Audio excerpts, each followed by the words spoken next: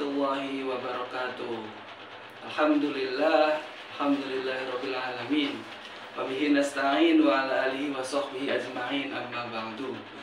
Puji syukur kehadirat Allah Subhanahu wa taala yang dimana masih memberikan nikmat iman, nikmat sehat kepada kita semua, sehingga kita masih bisa menjalankan ibadah puasa ini.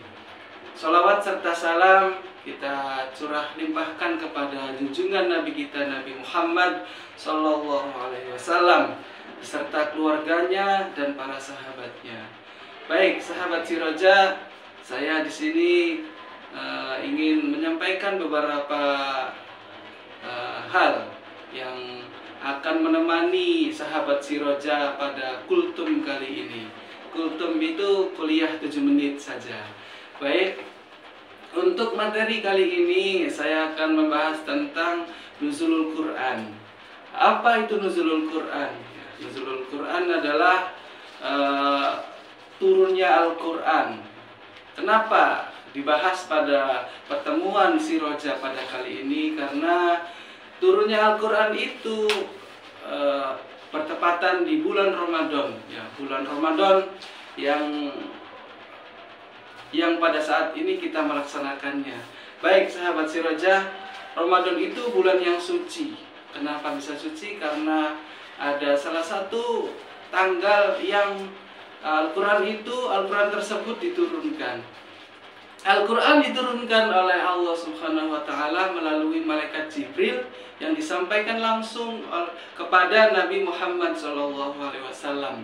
Tempatnya di mana? Yaitu di Gua Hiro. Nah, ada beberapa keistimewaan Al-Quran yang sahabat Siroja perlu ketahui. Ya, Bapak di sini membahas 4 saja keistimewaan dari Al-Quran. Ya, yaitu yang pertama adalah Al-Quran itu menjadi pedoman atau petunjuk rahmat bagi umat manusia. Kenapa Al-Quran itu menjadi pedoman? Setiap manusia yang memiliki masalah, setiap manusia yang memiliki ujian, ingin hidupnya itu sejahtera, ingin hidupnya itu bahagia, tentunya harus ada petunjuk, harus ada pedoman. Yaitu pedomannya apa? Dalam surat Al-Jasiyah ayat 20. Ya, hadza basairu linnasi wa hudaw wa rahmatul liqaumin yuqinun. Ya, kata Allah, Al-Quran adalah pedoman bagi manusia, petunjuk dan rahmat bagi kaum yang meyakini. Artinya apa yang kaum yang meyakini ini? Yaitu orang Islam. Tentunya nabinya Nabi Muhammad, wahyunya adalah Al-Quran. Harus kita yakini bahwa Al-Quran itu petunjuk atau pedoman dari Allah Subhanahu wa taala. Kemudian yang kedua, keistimewaan Al-Quran adalah menjadi obat bagi manusia. Bahwa waktu tertentu, ya, ketika terkadang manusia merasa kurang nyaman dalam hidupnya, baik secara dohir maupun secara batin. Ya, Al-Quran diturunkan oleh Allah menjadi obat. Ketika manusia gelisah, ketika manusia itu galau, ya, atau sahabat Siroja ini merasa hatinya gundah gulana, ya, Al-Quran itu sebagai obat untuk zikir. Coba kalian baca Al-Quran, tentunya hati kita akan menjadi tenang. Itu keistimewaan yang kedua. Kemudian keistimewaan yang ketiga adalah Al-Quran itu menjadi pemelihara dan mempertahankan martabat kemanusiaan. Ya.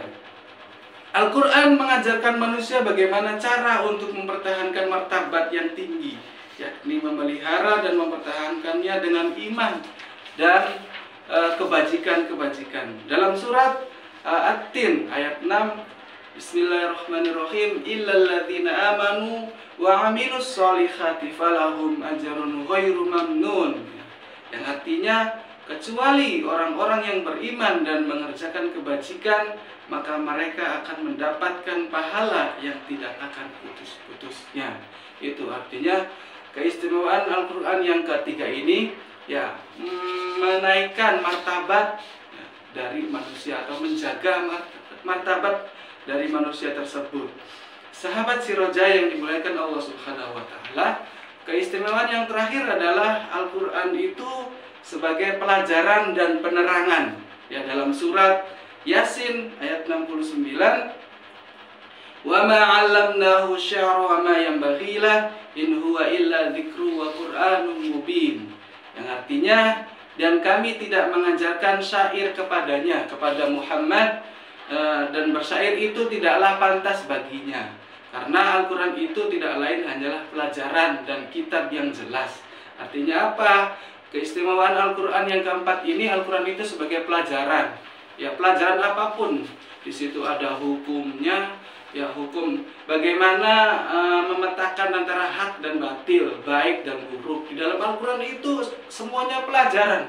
Ya, itu keistimewaan yang ada pada Al-Quran.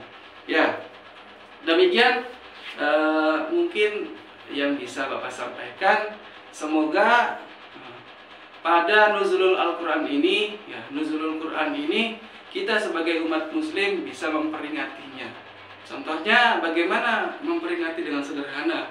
Ya, banyak contoh di masjid atau di musola-musola itu mengadakan buka bersama, kemudian menghatamkan Al-Quran juga.